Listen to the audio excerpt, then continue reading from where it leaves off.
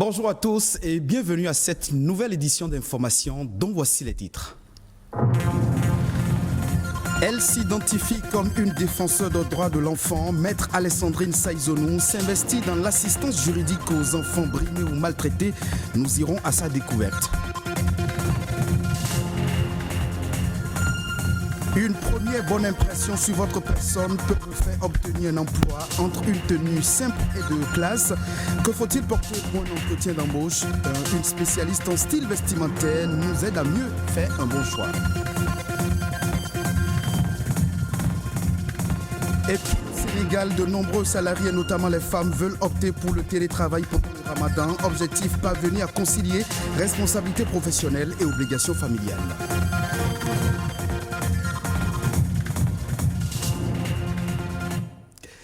Elle aime rendre service et n'hésite pas à défendre gratuitement la cause des enfants brimés ou maltraités. Maître Alessandrine Saïzonou, avocate béninoise, s'identifie comme une défenseure des droits de l'enfant. Elle est omniprésente sur plusieurs fronts. Alessandra Djotan l'a rencontrée. Son reportage lève un coin de voile sur sa personnalité, ses motivations et ses aspirations.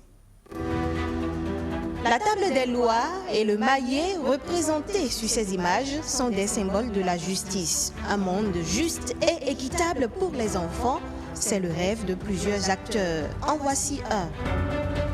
Alexandrine Falilatou Saïzonou, épouse Bédié, avocate inscrite au barreau béninois depuis 1995 et identifiée comme ardent défenseur des droits de l'enfant. Son histoire est atypique. C'est parti de mon enfance parce que, je le dis, j'ai eu beaucoup de chance. J'ai été très tôt orpheline de mère.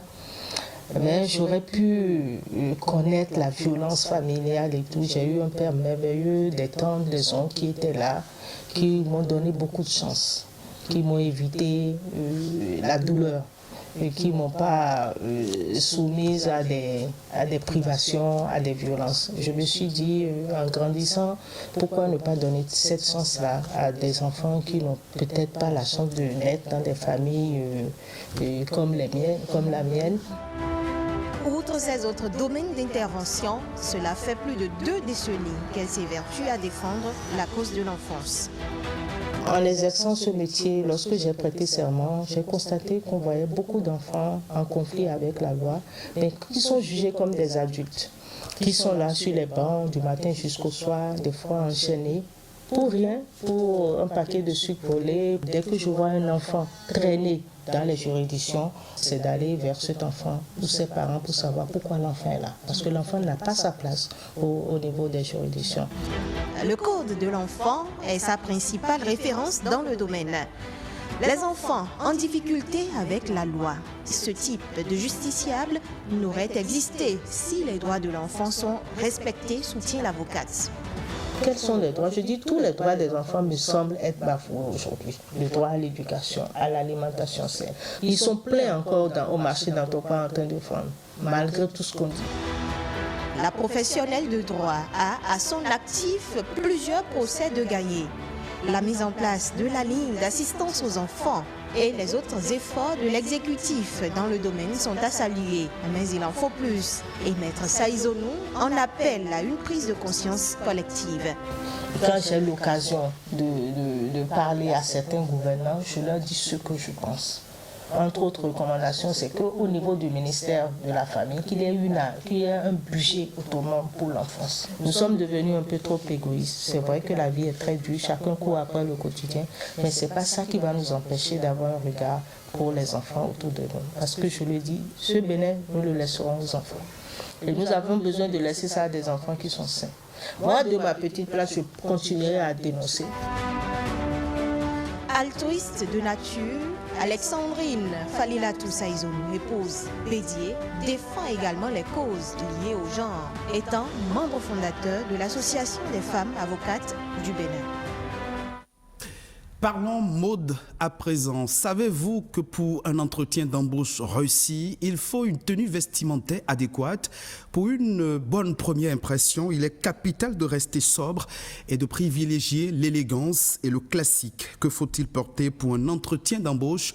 Ariel Alahassa, spécialiste en style vestimentaire féminin, nous en dit un peu plus dans cet extrait. Pour un entretien d'embauche, il faut porter des tenues sobres. Pas de tenue sexy, parce que c'est pas pour aller en boîte.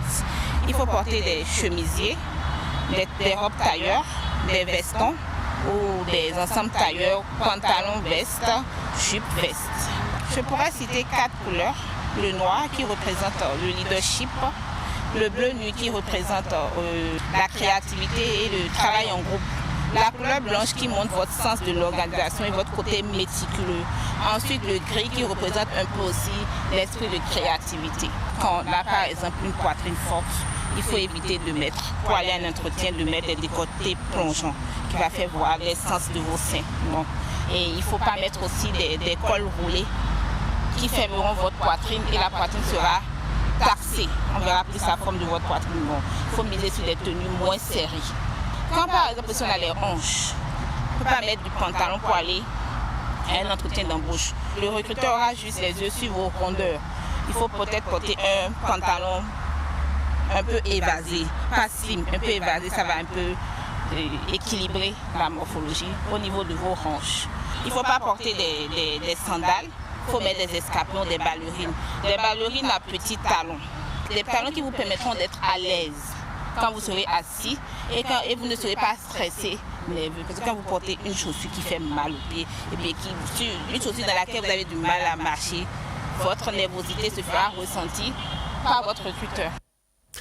Venons-en maintenant à la lingerie en friperie. À Cotonou, le marché de la lingerie grouille toujours de monde. L'affluence autour des vendeurs ne baisse pas. Ces sous-vêtements de deuxième main constituent-ils une source d'infection? Comment les utiliser sans contracter des maladies?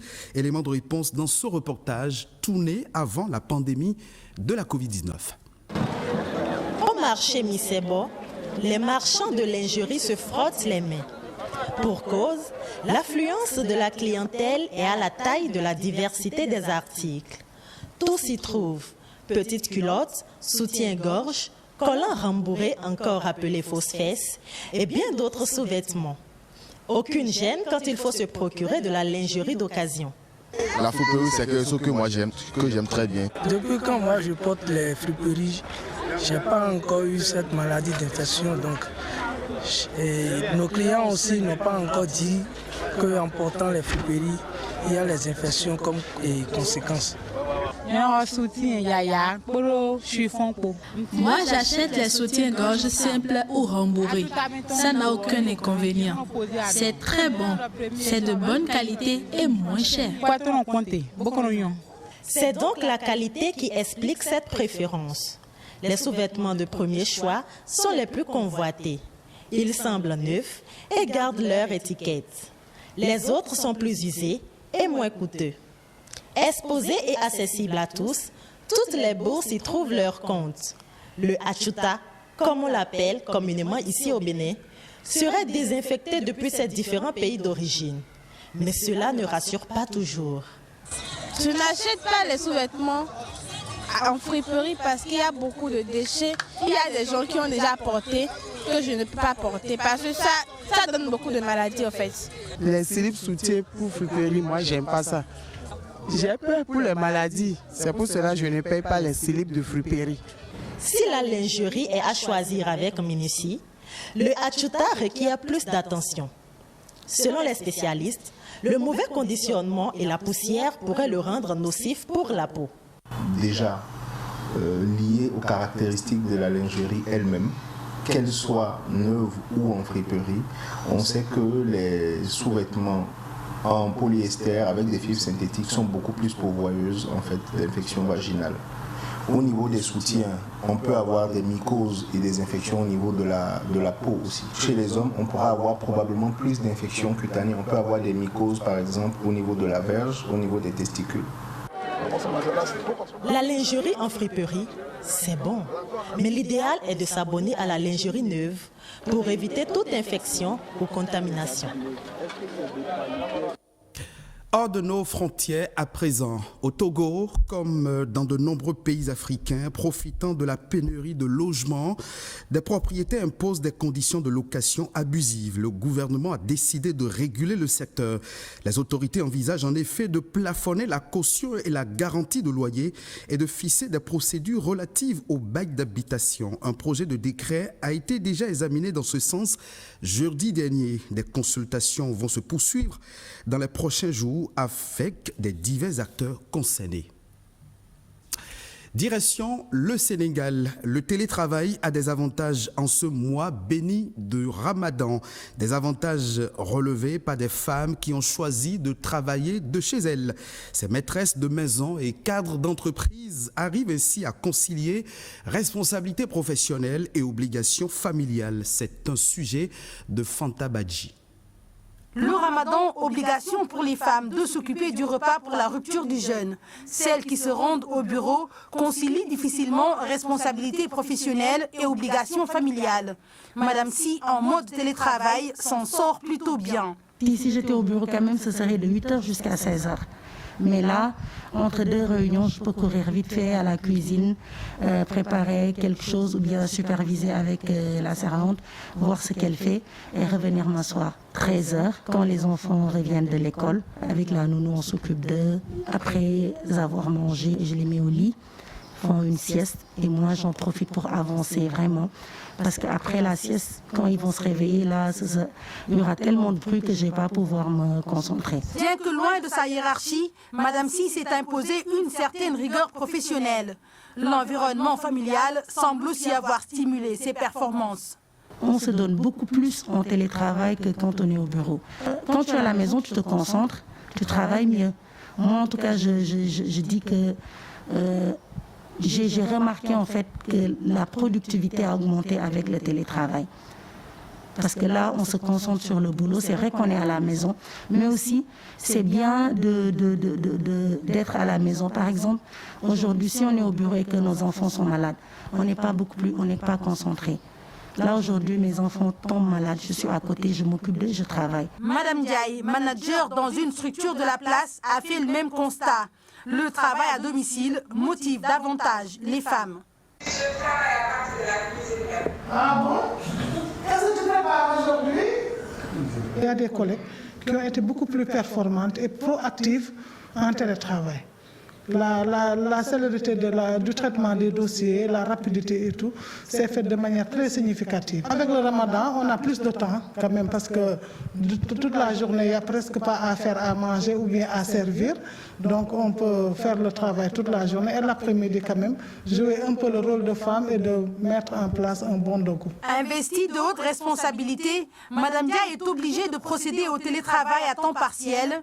50% télétravail, 50% des fois au bureau. Parce que vous savez, en tant que femme étant à la maison, des fois on a tendance à nous confiner dans notre rôle de reproduction, de se décharger pour toutes les tâches ménagères, pour la gestion de la maison. Moi, des fois, je me retire de la maison et je viens au bureau pour mieux me concentrer, pour ne pas être exposée à des visites inattendues. Ramadan et télétravail semblent faire bon ménage. Pour la deuxième année consécutive, le jeûne intervient en pleine crise de Covid, permettant aux femmes d'assurer le nogu sans trop de pression. Ce sera tout pour cette session d'information. Merci de votre fidélité. Retrouvez cette édition sur le site de l'ORTB, www.ortb.bg.